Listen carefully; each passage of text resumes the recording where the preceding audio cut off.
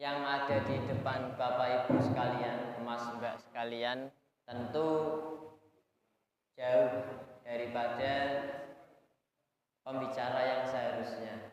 Qadarullah, tadi konfirmasi menjelang maghrib itu pembicara masih dalam perjalanan, sehingga tidak cukup kalau misalnya untuk bisa sampai di tengah-tengah kita.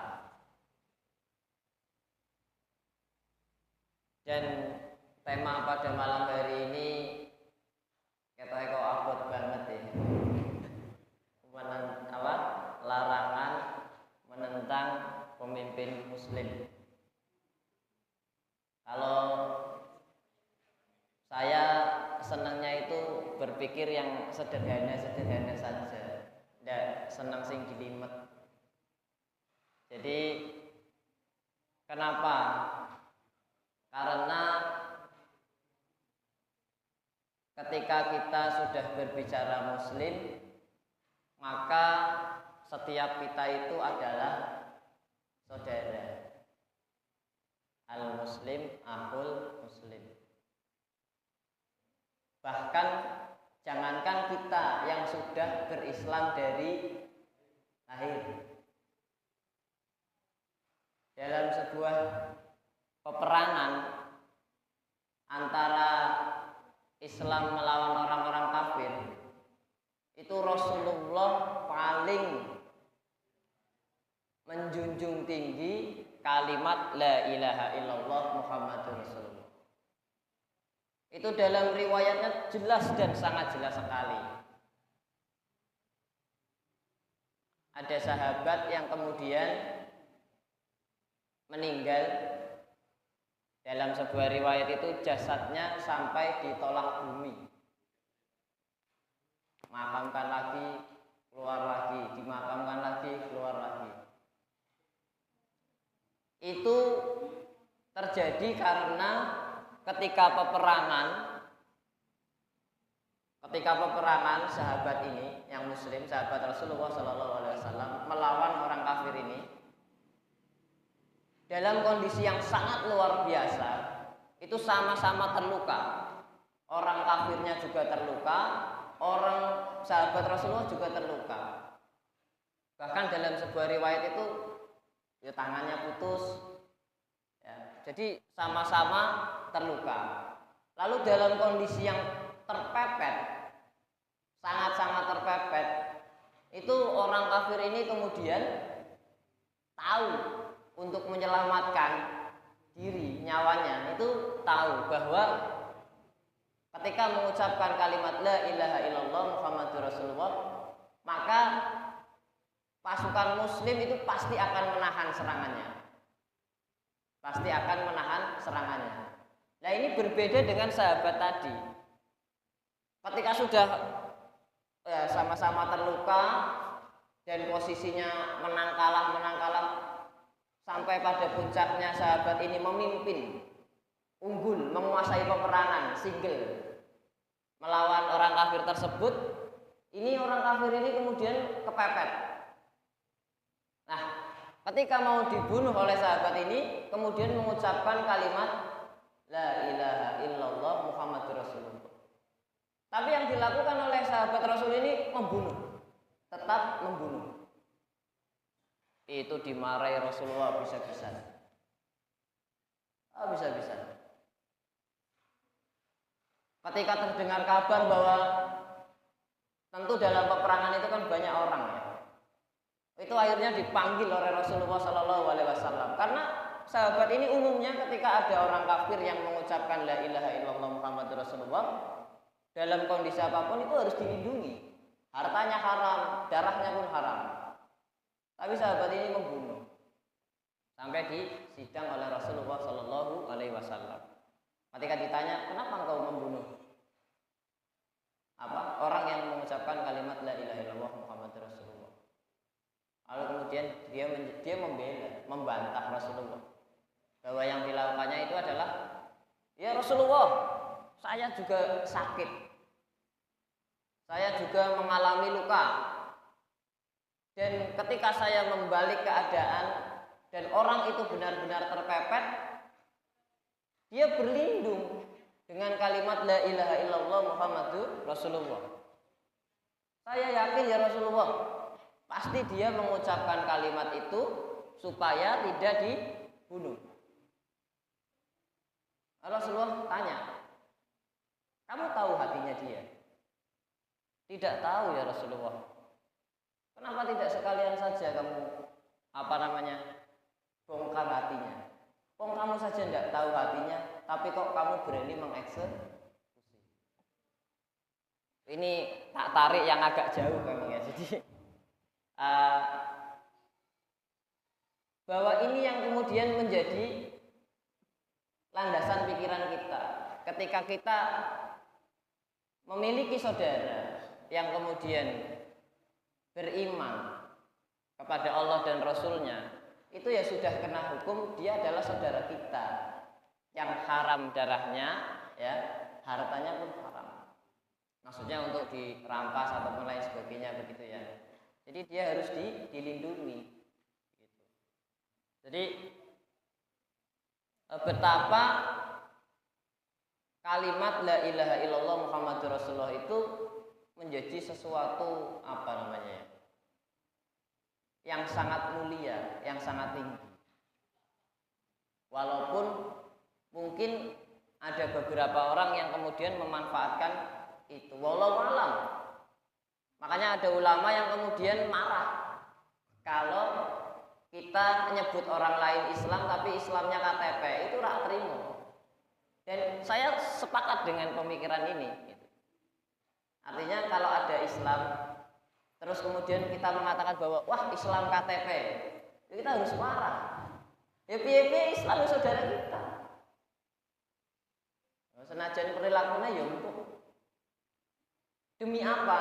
Demi kalimat la ilaha illallah Muhammadur Rasulullah. Masalah perkara dididik atau kemudian diajak untuk mengajak kebaikan, ya itu kewajiban kita. Ya barangkali ada yang sepakat, ya tidak masalah. Ya, jadi ada ulama yang kemudian berpikir seperti itu.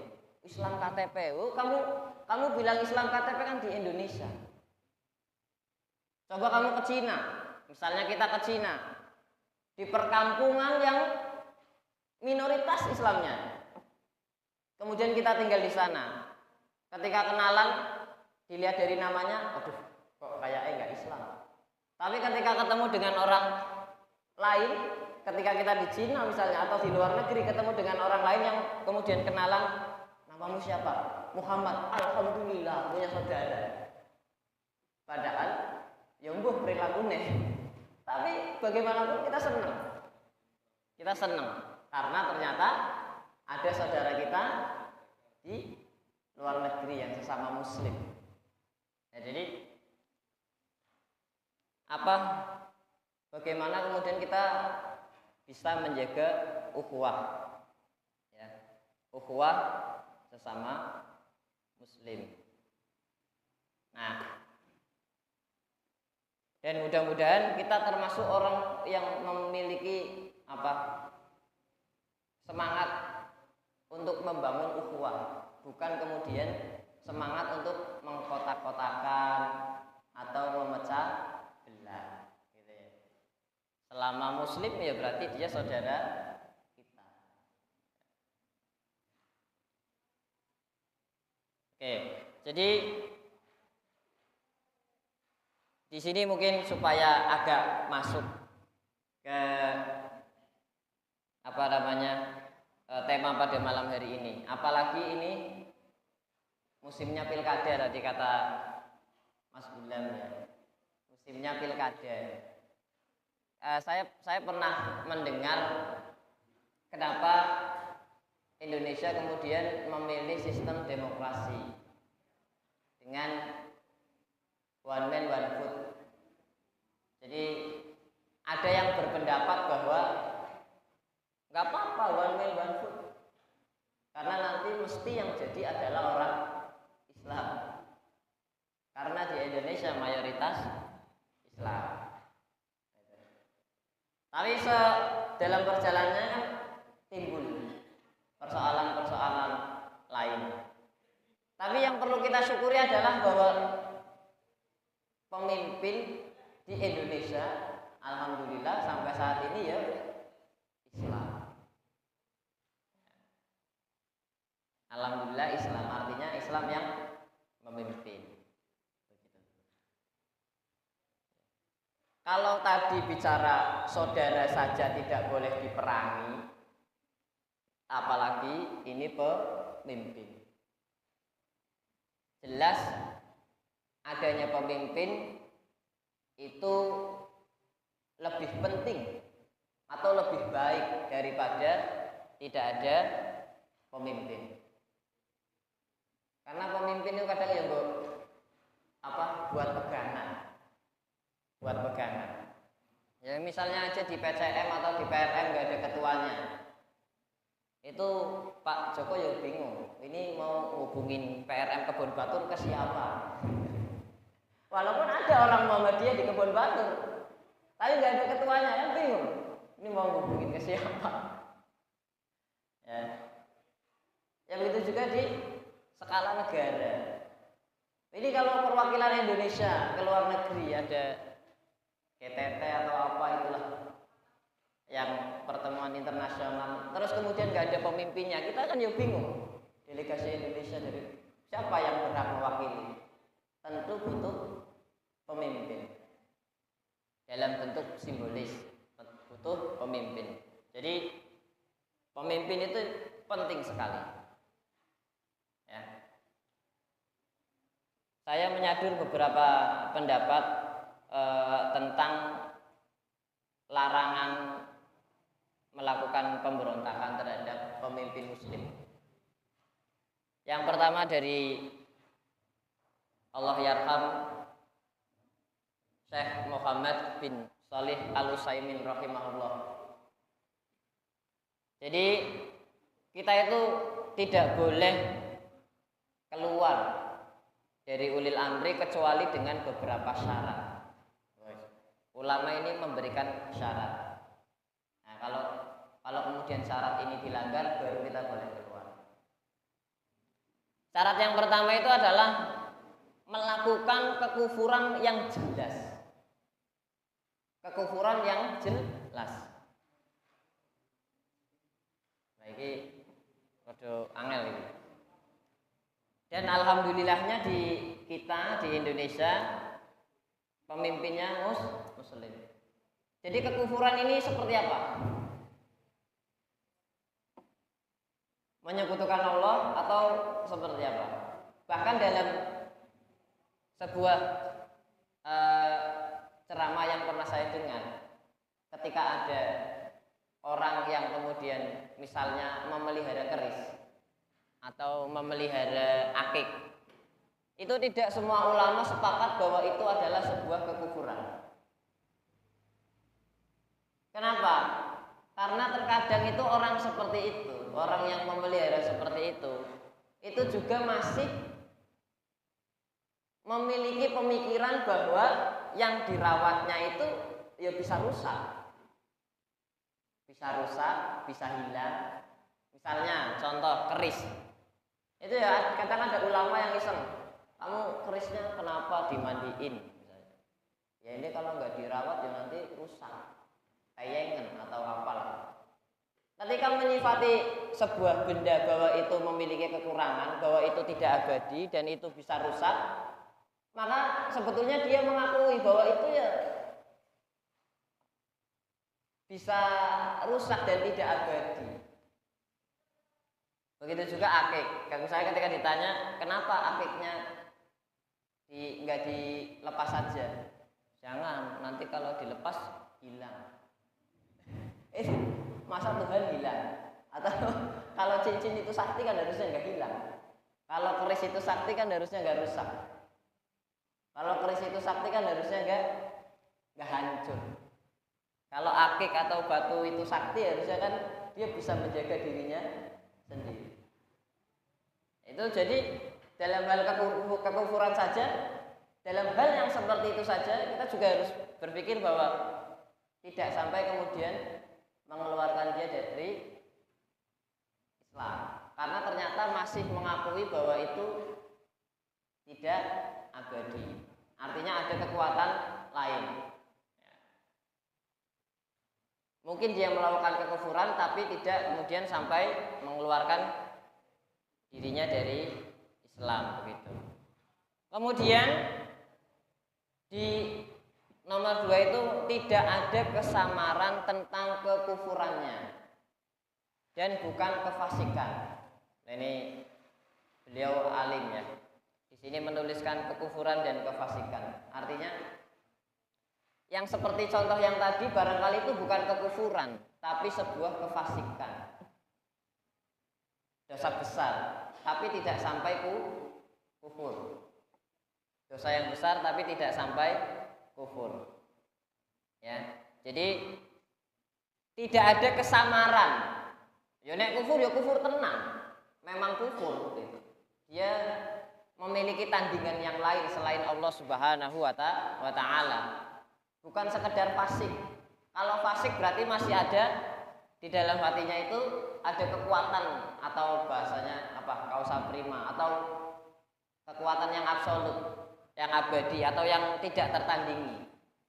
Kalau di dalam hatinya masih ada Allah, yaitu tidak masuk ke dalam kekufuran. Barangkali itu hanya kefasikan. Fasik itu kan dosa besar gitu ya. Dosa besar. Dan yang ketiga itu adalah jelas melakukan kekufurannya itu jelas. Bukan takwil.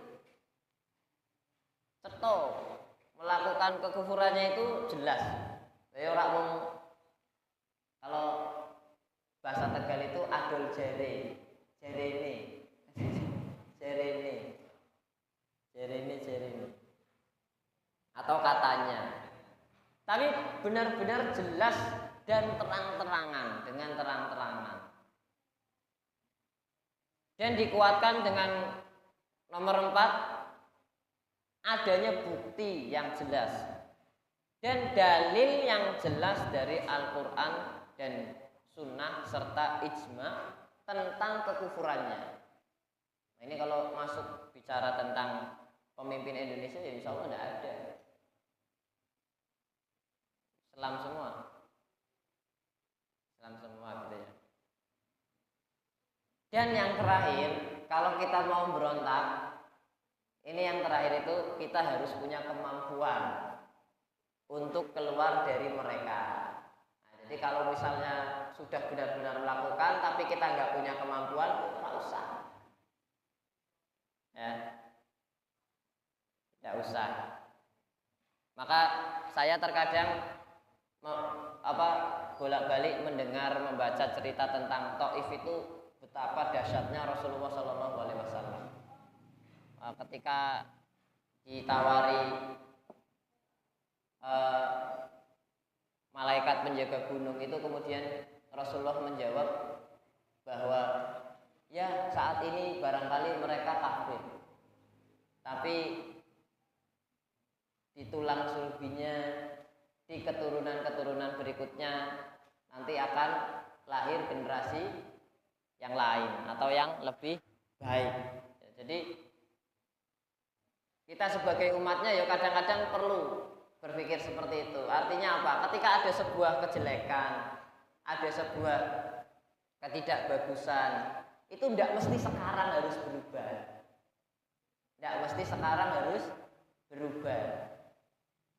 Mungkin besok nggak berubah lagi ya besoknya lagi.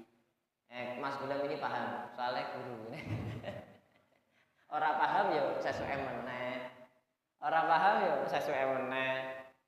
Ya. Nggak hafal ya besoknya lagi, nggak hafal ya besoknya lagi. Jadi itu 5 syarat, ya. 5 syarat. Jadi kita itu tidak boleh memberontak pemimpin muslim, gitu ya. Itu dari Syekh Muhammad bin Shalih Al-Utsaimin rahimahullah. Beliau Syekh sangat luar biasa ya. Jadi saya lihat ketika beliau meninggal itu pemakamannya wah seperti semut. jadi rebutan. Apa? Keranda ya. Kerandanya itu jadi rebutan. Semua orang ingin membawa keranda beliau. Nah, kemudian yang kedua itu dari Syekh Abdul Aziz bin Baz. Itu ada 4 ya, menjelaskan tentang maslahat. Kalau misalnya kita mau memberontak, hendaknya kita berpikir maslahat dan mafsadahnya. Enek memberontak itu lebih baik atau lebih buruk? Itu ya. Ketika kita melawan, memberontak itu nanti efeknya itu lebih baik atau malah lebih parah? Itu harus dipertimbangkan. Dulu itu kan sempat ya, zaman Presiden Gus Dur, itu sudah luar biasa itu. Saya bukan pencinta Gus Dur, tapi senang dicerita itu. Senang dicerita itu. Jadi ketika sudah berhadapan-hadapan antar pendukung yang pro dan kontra, itu ya akhirnya memilih mundur. Dan kemudian beliau mengatakan, jabatan apa pentingnya dibandingkan dengan pertumpahan darah. Itu sangat luar biasa sekali. Jadi jabatan sekelas presiden itu apa pentingnya dibandingkan dengan pertumpahan darah sesama muslim. Kan yang perang ya sesama muslim, mayoritas muslim di Indonesia. Itu memperhatikan maslahat dan mafsadahnya. Kemudian yang kedua adalah yang menjelaskannya itu harus ulama ahlu sunnah. Kok angel teman ini? Ya. Jadi harus ahlu sunnah. Dan yang ketiga, memperhatikan kaidah menolak bahaya harus didahulukan daripada mengambil maslahat. Kalau dalam cerita sederhana keseharian misalnya ya, itu ada ulama yang tidak berani negur orang yang mabuk. Kenapa? Karena ternyata ulama ini ya berpikir, ketika yang mabuk ini nanti ditegur, ternyata akan menimbulkan keburukan yang lebih banyak. Misalnya akhirnya ulamanya jadi digebuki, atau santrinya jadi disakiti, atau lain sebagainya. Efek daripada menegur itu. Ya. Jadi kadang-kadang ya ada yang berpikir seperti itu. Tapi ada juga yang kemudian model-model misalnya dulu ada ya FPI misalnya. Yang benar yang mana? Wallahu alam. Ya, tapi yang jelas kalau kemudian terjadi pertumpahan darah sesama muslim ya itu jelas salah. Terjadi pertumpahan darah sesama muslim itu jelas salah. Kemudian jika yang dilakukan itu menimbulkan kerusakan yang lebih besar, baiknya itu adalah bersabar. Bersabar. Nah, kadang kita ya bersyukur punya pemimpin yang Islam, gitu ya, dengan segala kelebihan dan kekurangannya. Maka dalam hal kita ingin memperbaiki, tentu ada cara-cara yang baik, ada cara-cara yang baik. Karena kalau faham Ahlussunnah wal Jamaah itu berbeda dengan pahamnya Mu'tazilah. Mu'tazilah tak jelasin sedikit. Jadi yang saya tahu ya, paham Mu'tazilah ini adalah paham yang ekstrim. Bahkan tidak ada dosa kecil. Semua dosa itu besar. Kenapa semua itu dosa besar? Karena dosa itu adalah bentuk pengingkaran dari Allah Subhanahu wa taala. Memang keras ya. Bahkan Mu'tazilah juga punya pemahaman wajib keluar dari pemimpin yang melakukan dosa besar walaupun bukan amalan kekufuran. Ini ekstrim tenan ya. Nah itu bedanya dengan ahlu sunnah.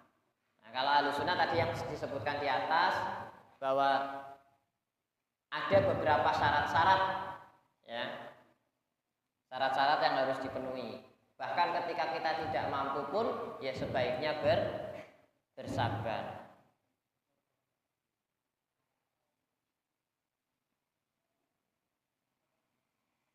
Dan yang ditimbulkan dari paham Mu'tazilah itu sendiri apa akhirnya? Ribut, kericuhan, kerusakan, pertumpahan darah, ya, hidupnya nggak tenang.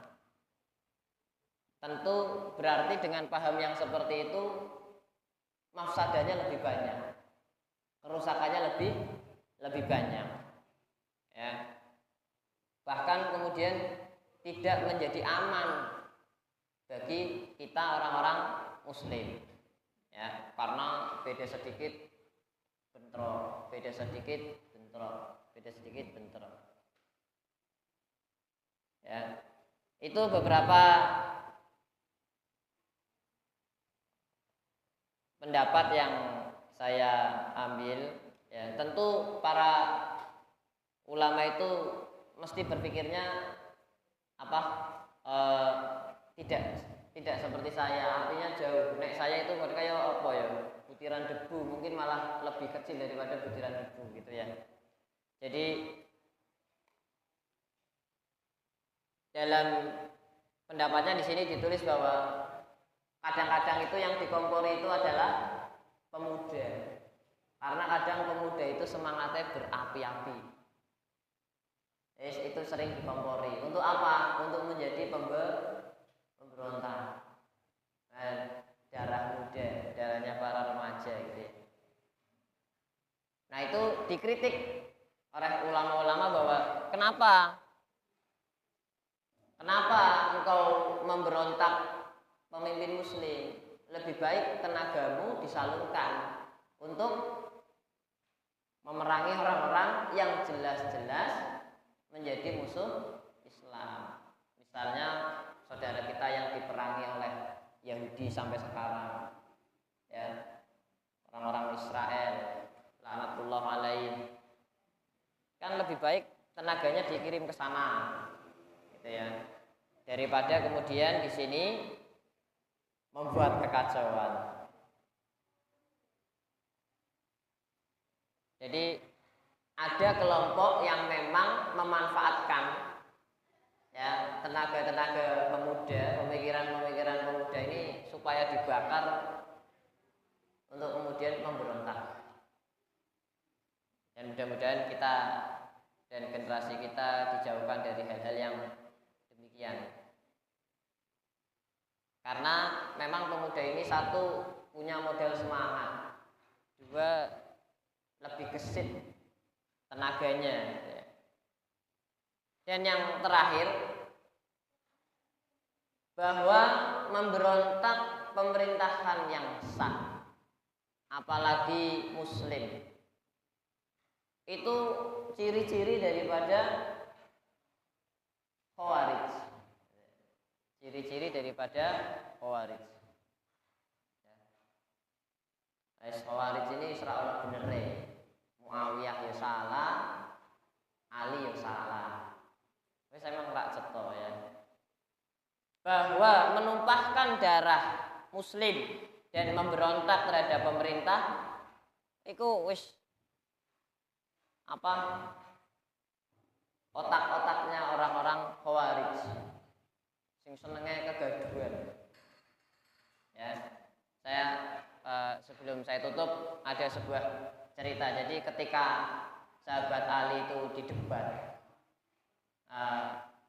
oleh orang-orang Khawarij. Ali, ayo ketemu Muawiyah. Ali itu menjawab, ya sudah, ini aja. Kamu utus orang yang diutus Muawiyah, nanti saya utus orang yang saya percaya untuk ketemu. Begitu orang Khawarij itu ya memang berbahaya, karena ya juga pegang Quran. Ya bilangnya dalilnya mana itu? Dalilnya mana? Ya sahabat Ali itu ya rileks gitu. Jawabnya ya urusan rumah tangga saja. Yang kalau ribut itu hakaman min ahlihi wa hakaman min ahliha. Artinya harus ada utusan dari mempelai laki-laki juga mempelai perempuan, apalagi ini urusan negara. Barangkali itu saja yang bisa saya sampaikan. Mohon maaf apabila ada kekurangan, kesalahan. Tentu datangnya dari kefakiran saya, kebodohan saya, dan jika ada kebenaran maka itu datangnya dari Allah Subhanahu wa taala. Billahi taufiq wal hidayah. Assalamualaikum warahmatullahi wabarakatuh.